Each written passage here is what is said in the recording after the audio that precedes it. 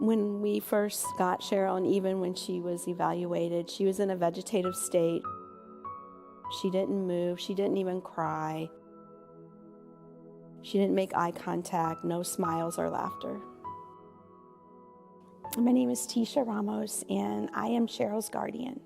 Cheryl has quite a long list of diagnoses, but her main ones that affect her the most are caudal regression syndrome, and she has also several brain anomalies. Caudal regression syndrome is she's missing quite a bit of her spine. It ends at T6. She's also missing some ribs in her pelvic bone and her tailbone. So she's paralyzed from the waist down. And then the brain anomalies, they affect most likely her speech, her sleep patterns, and in the future, her behavior. I'm Jennifer Hull. I'm a physical therapist here at the Capper Foundation. When we first started working with Cheryl, she was 18 months old. She was referred to us just for developmental delays, and she wasn't moving. She was just laying on her back, wasn't smiling, no emotion, wasn't babbling like a typical kiddo would be doing at that age, just didn't move at all. My name is Amy Douglas, and I'm an occupational therapist at the Capper Foundation. So my first day was April 25th, and she was about 18 months old at the time. She was a very sick little girl. She was pretty lethargic.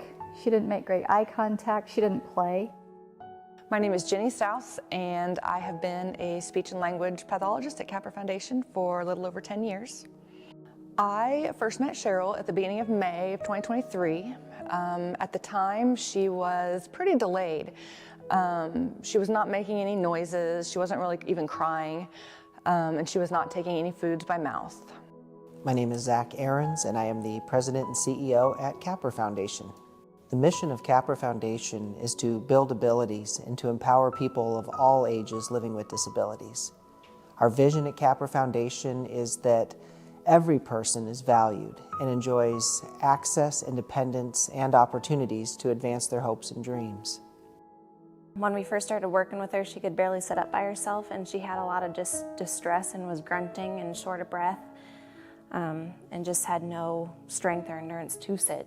We wanted to start getting some mobility, so I wanted to get her rolling, and she was very motivated. She was trying to reach, but just couldn't figure out how to coordinate all of her body and her muscles to do so.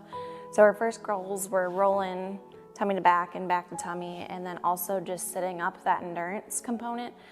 So one of my very first goals was to get her to hold the toy.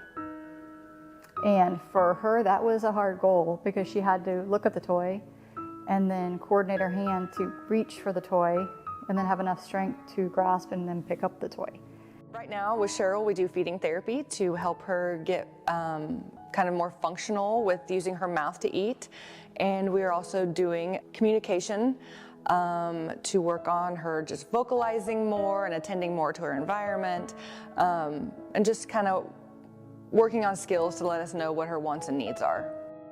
Every day is a good day at Capper Foundation, and each moment we try to pause and just celebrate those wow moments, those times that you just think, this is absolutely incredible. We have incredible staff, we have incredible kids that we're blessed to serve, and Cheryl's story is one of those stories. Well, Cheryl has made amazing progress.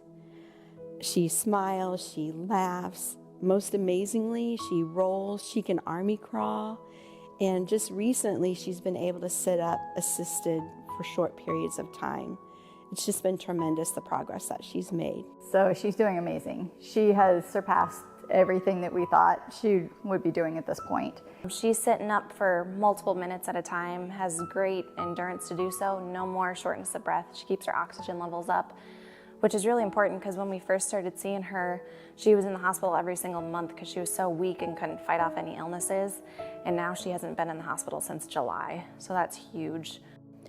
I feel like these therapists aren't just therapists, but they're my friend. I could text them anytime, even in the evening, and they respond, and I just am very thankful for that. When I look at Cheryl and I see the progress that she's made, she's gone from literally a tiny, tiny child in a vegetative state to laughing and smiling, and she just lights up the room.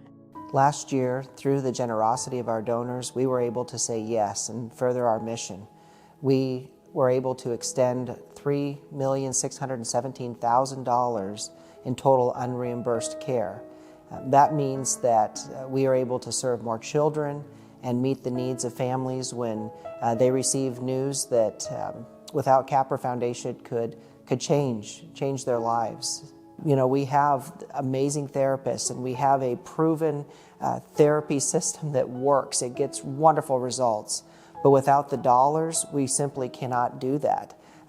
Giving $3.6 million in unreimbursed care would not have been possible without the generosity and the belief in what we do and the love for the families that we are privileged to serve.